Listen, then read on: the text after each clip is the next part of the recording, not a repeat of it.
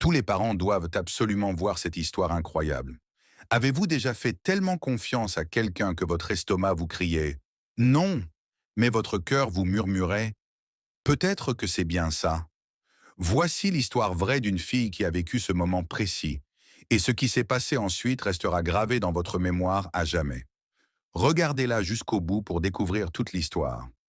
Avant de commencer, si vous pensez que chaque enfant mérite sécurité, compréhension et pouvoir s'exprimer, n'hésitez pas à aimer cette vidéo, à vous abonner à la chaîne et à cliquer sur l'icône en forme de cloche.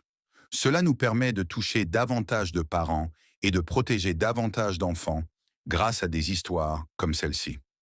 Maintenant, laissez-moi vous parler d'Imani. Imani avait 12 ans, était vive d'esprit et pleine de rêves. Elle pouvait passer des heures à se plonger dans des romans policiers ou à dessiner des petits animaux dans les coins de ses cahiers. Ses professeurs l'adoraient et son sourire pouvait illuminer une pièce. Mais lorsque la dernière cloche de l'école sonna et qu'elle franchit la porte d'entrée, le silence l'accueillit. Son père travaillait de longues heures dans la finance et sa mère, infirmière de nuit, partait souvent avant même qu'Imani ne se réveille.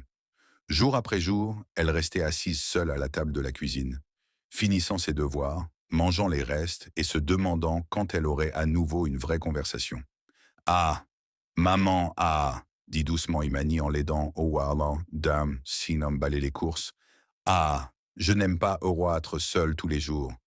J'ai l'impression que les murs sont plus bruyants que moi. Ah, sa mère marqua une pause, une lueur de tristesse dans les yeux.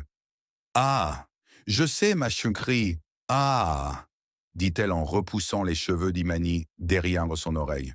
Ah, on fait de notre mieux, mais je te promets qu'on trouvera un moyen d'arranger ça.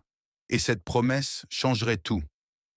Ah, le week-end suivant, la mère d'Imani eut une idée qui semblait parfaite. Ah, devine quoi, ah, dit-elle en sirotant un chocolat chaud dans le salon. Ah, ton oncle Ezra emménage plus près de la ville. Ah, il a accepté de passer l'après-midi avec toi jusqu'à ce que papa ou moi rentrions. C'est génial, non? Les yeux d'Imani s'illuminèrent. Oncle Ezra, le frère aîné de sa mère, était un visage familier des réunions de famille.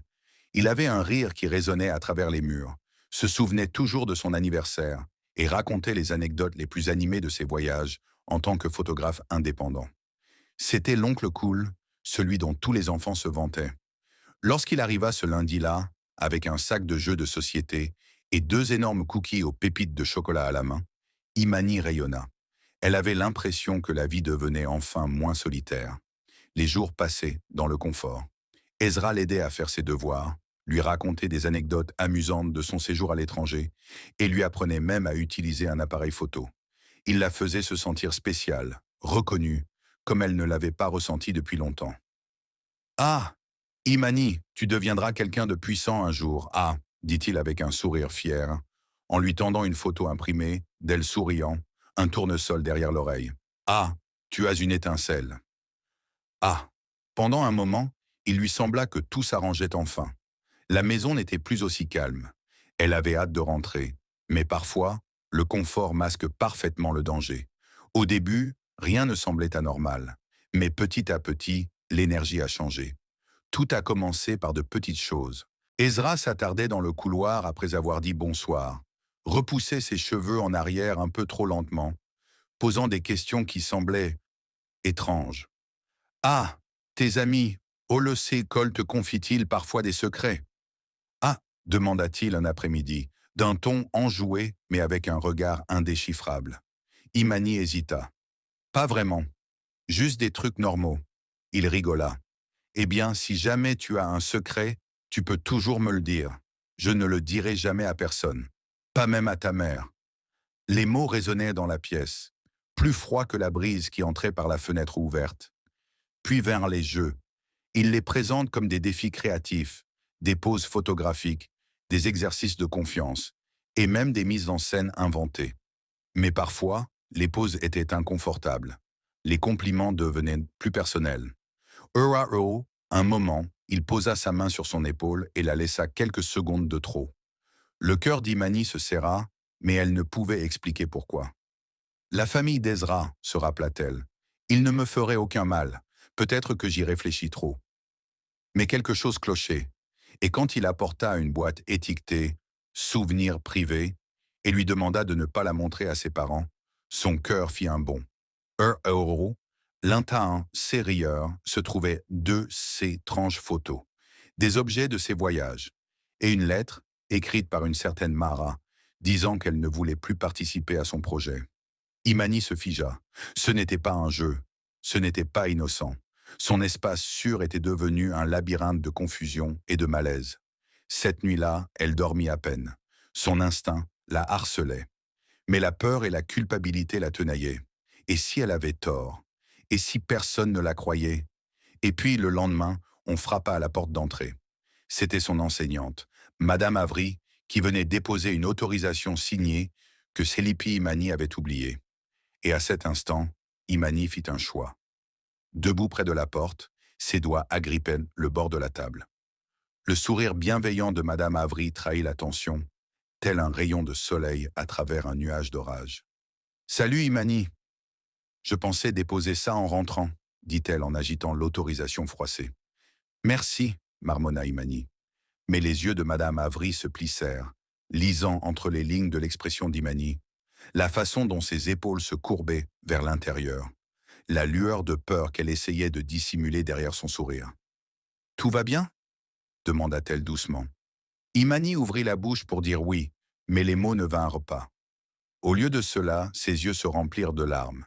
Ses lèvres tremblent, et d'une voix tremblante, elle murmura « Ah, puis-je te dire quelque chose ?»« Ah, bien sûr. » Madame Avry entra et referma doucement la porte derrière elle. « Ah, je crois qu'un TM Ezra a un problème.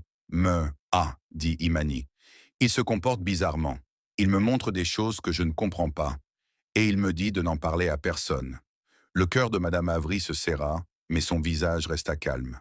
« Tu es incroyablement courageuse de me dire ça, Imani, et je suis si fier de toi. » Le souffle d'Imani s'arrête, un mélange de soulagement et de peur s'échappant d'un seul souffle. « Ah, est-ce que j'ai des ennuis à ?»« Non, tu as bien fait ta. »« Ah, dit Madame Avry en posant doucement une main sur son épaule. Parfois, les adultes font de mauvais choix. Mais vous n'en êtes pas responsable. Vous êtes responsable de votre sécurité. Et s'exprimer, c'est comme ça qu'on se protège et qu'on protège les autres. Madame Avry a immédiatement appelé les parents d'Imani. Moins d'une heure plus tard, sa mère s'est précipitée à la maison, paniquée et coupable. Ah, je suis tellement danseuse, Solange, ma belle, Sam, cria-t-elle en serrant Imani dans ses bras, tremblante. Ah, j'aurais dû voir quelque chose. J'aurais dû être le plus souvent. Ezra fut non comme ça, aux autorités. L'enquête s'avéra que la lettre dans sa boîte provenait d'une autre jeune fille, elle aussi désemparée et en danger, qui avait choisi de s'en aller. La voix d'Imani fut un tournant, non seulement pour elle, mais aussi pour celle qui était restée silencieuse. Elle avait brisé le silence. Et maintenant, la guérison pouvait commencer. Les jours qui suivirent furent un tourbillon. Visite de police, questions, des émotions par petits, un sentiment de sécurité revient. Ezra a été placé en garde à vue. Le témoignage d'Imani, ainsi que les preuves et autres rapports, ont clairement démontré la véracité de l'affaire. Il avait franchi des limites que personne ne devrait franchir, et la justice était déjà en marche. Mais la guérison profonde, elle devait se faire à la maison. La mère d'Imani avait pris vague, peur, confusion, et petite à un congé. Pour la première fois depuis des mois, la maison ne semblait pas vide. Elle y sentait la chaleur. Elle préparait le petit déjeuner chaque matin, tressait les cheveux d'Imani et s'asseyait à ses côtés chaque soir pour lire ensemble. Ils pleuraient, riaient et surtout parlaient. « Ah, je ne savais pas comment te le dire, avoua Imani un soir. Sa mère l'embrassa sur le front. Tu n'auras plus jamais supporté une telle épreuve toute seule. Jamais. Ils ont commencé des séances de thérapie familiale. Au début, c'était gênant, difficile de se confier, difficile d'affronter ce qui avait été caché. Mais séance après séance, la voix d'Imani s'affirmait. Elle parlait de son amour des livres, de sa peur du silence, de sa confusion quant aux personnes en qui on est censé avoir confiance. Un jour, lorsqu'on lui a demandé ce qu'elle voulait faire plus tard, Imani n'a pas hésité. Ah, ah, écrivaine, ah, a-t-elle répondu. Ah, ah, je veux écrire des histoires qui aident les gens à se sentir compris. Ah, et pour la première fois depuis longtemps, sa mère ne pleurait pas, elle souriait. Hurrah, oh, le mam, c'est colle aussi, les choses changeaient. Madame Avery prenait de ses nouvelles chaque semaine. D'autres professeurs souriaient davantage. Des amis autrefois distants s'asseyaient désormais à ses côtés au déjeuner. Ce n'était pas seulement de la pitié, c'était du respect. Imani a pris la parole au moment crucial, et les gens l'ont perçue non pas comme une victime, mais comme une figure de proue. Chers téléspectateurs, avez-vous déjà eu le sentiment que quelque chose n'allait pas, mais avez-vous eu trop peur de vous exprimer? Qu'est-ce qui vous a aidé à trouver votre voix, ou qu'auriez-vous aimé que quelqu'un fasse? Laissez un commentaire ci-dessous.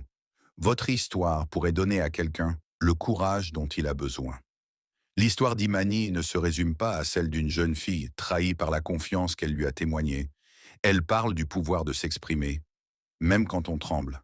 Chaque enfant, chaque personne a des instincts, un pressentiment qui nous murmure que quelque chose ne va pas. Mais trop souvent, nous l'ignorons. Nous nous disons que nous nous faisons des idées, que ce n'est pas notre rôle, que si quelqu'un semble gentil, il doit être en sécurité. Mais la vérité, c'est que les mauvaises intentions ne sont pas toujours accompagnées d'un avertissement. Parfois, ils se cachent derrière un sourire, une voix douce, voire des cadeaux et de l'affection. Le courage d'Imani nous l'enseigne. Quand quelque chose ne va pas, c'est probablement le cas. Votre voix compte, même si elle tremble. On n'est jamais trop jeune, ni trop petit, pour être entendu. Cette histoire rappelle également aux parents et aux tuteurs qu'il ne suffit pas de subvenir aux besoins de nos enfants. Il faut être présent. Ouvrez la porte à la conversation. Prenez de leurs nouvelles. Écoutez, pas seulement les mots, mais aussi ce qui reste non dit. Et à tous ceux qui ont vécu une expérience similaire, sachez que vous n'êtes pas brisé. Tu n'es pas faible. Comme Imani, ton histoire ne s'achève pas dans le silence, elle commence par la force. La guérison prend du temps. Mais tout commence toujours par un pas. Dire sa vérité. Qu'est-ce que cette histoire vous a appris? Avez-vous ou connaissez-vous déjà ressenti le poids du silence? Qu'est-ce qui vous a aidé?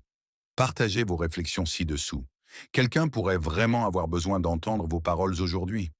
Restez avec nous. À la dernière étape, nous clôturerons ce puissant voyage et vous guiderons vers la prochaine histoire qui attend d'être entendue.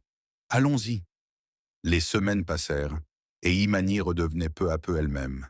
Les cauchemars qui hantaient autrefois son sommeil commencèrent à s'estomper. Le tremblement de sa voix se transforma en assurance. Elle sourit davantage, rit de nouveau. Elle ne se regardait plus. Elle n'était plus seulement la fille blessée. Elle était la fille qui s'est levée, la fille qui refusait de se taire. Par un matin ensoleillé à l'école, Imani s'approcha de son institutrice, Madame Carter. Elle serrait un petit mot dans sa main, les yeux écarquillés mais déterminés. Madame Carter, dit-elle doucement, je voulais vous remercier de m'avoir cru. Madame Carter sourit chaleureusement et s'agenouilla au niveau d'Imani. Tu as fait preuve de courage, ma chérie. Tu as parlé. Tu t'es protégée et même les adultes ont du mal à le faire. Imani ravala ses larmes. J'avais peur, mais je ne voulais pas rester effrayée. Ah, tu n'as plus besoin de le faire. Ah, dit Madame Carter en la serrant doucement dans ses bras. Ah, tu es en sécurité maintenant, et tu n'es jamais seule. Ah, ce jour-là, Imani se redressa un peu. Son silence était devenu une voix. Sa peur était devenue un carburant. Et son histoire, celle qu'elle aurait autrefois